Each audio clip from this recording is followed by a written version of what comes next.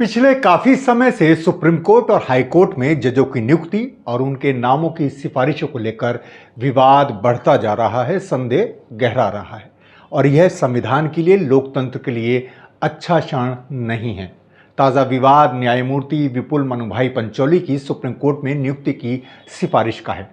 इसे लेकर जस्टिस नागरत्ना ने डिसेंट नोट दिया है, यानी अपनी सख्त आपत्तियां दर्ज कराई हैं। गुजरात में जन्मे विपुल पंचौली 2014 से 2023 तक गुजरात हाईकोर्ट के जज रहे हैं। 2023 में वे ट्रांसफर होकर पटना हाईकोर्ट पहुंचे और अभी मई 2025 में ही सुप्रीम कोर्ट कॉलेजियम ने उन्हें पटना हाईकोर्ट का मुख्य न्यायाधीश नियुक्त करने की सिफारिश की थी और अभी जुलाई में ही केंद्र सरकार ने इस सिफारिश को मंजूरी दी और 21 जुलाई को उन्होंने पटना हाईकोर्ट के मुख्य न्यायाधीश के रूप में शपथ ली। अब 25 अगस्त को सुप्रीम कोर्ट कॉलेजियम ने उन्हें सुप्रीम कोर्ट का न्यायाधीश नियुक्त करने की सिफारिश की है। यानी जस्टिस विपुल पंचौली दिन दूनी रात चौगुनी गति से तरक्की कर रहे हैं। अगर सुप्रीम कोर्ट की सिफारिश मंजूर हुई, जिसकी बहुत ज्यादा संभावना है, तो विपुल पंचौली अक्टूबर 2031 में भारत के मुख्य न्यायाधीश बन सकते हैं और उन्हें लगभग 1.5 वर्ष तक का समय मिलेगा। सुप्रीम कोर्ट के 5 सदस्य कॉलेजियम में एक जस्टिस बीवी नागरत्ना ने उनके नाम की सिफारिश पर कड़ी आपत्ति जताई है। क्यों? आपत्ति की प्रमुख वजह तो एक तो यह है कि उनकी नियुक्ति में वरिष्ठता का उल्लंघन किया जा रहा है, सीनियरिटी का। जस्टिस पंचौली इस क्रम में वरिष्ठता सूची में 97वें स्थान पर हैं, 57वें।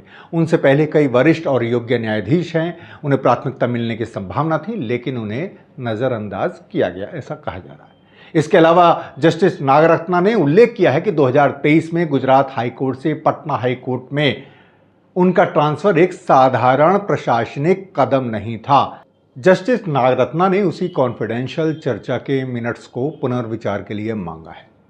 इतना ही नहीं, जस्टिस विपुल की नियुक्ति से क्षेत्रीय प्रतिनिधित्व का असंतुलन भी बढ़ता है, क्योंकि वो गुजरात से हैं और गुजरात हाईकोर्ट से पहले ही सुप्रीम कोर्ट में 2 और जज हैं, न्यायमूर्ति जीबी पारदीवाला और जो भविष्य में सीजीआई बनेंगे, और न्यायमूर्ति एनबी अंजारिया।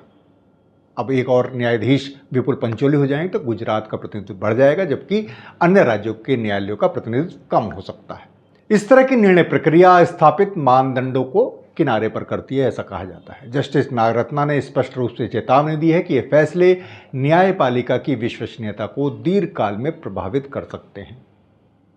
नागरत्ना जी ने यह भी सुझाव दिया है कि उनका यह डिसेंट नोट सुप्रीम कोर्ट की वेबसाइट पर प्रकाशित हो, ताकि जिससे निर्णय में पारदर्शिता बनी रहे। वरिष्ठ वकील इंदिरा जयसिंह ने भी जस्टिस नागरत्ना का समर्थन करते हुए एक्स प्लेटफॉर्म पर अपनी आपत्ति जारी की है। उनके अनुसार जस्टिस पंचौली से कम 3 महिला न्यायाधीश वरिष्ठ हैं। ये हैं जस्टिस सुनीता अग्रवाल, रेवती मोहती डेरे और लीसा गिल। इसके अलावा अब गुजरात से 3 न्यायाधीश होंगे, जिनमें से 2 भारत के मुख्य न्यायाधीश बनेंगे।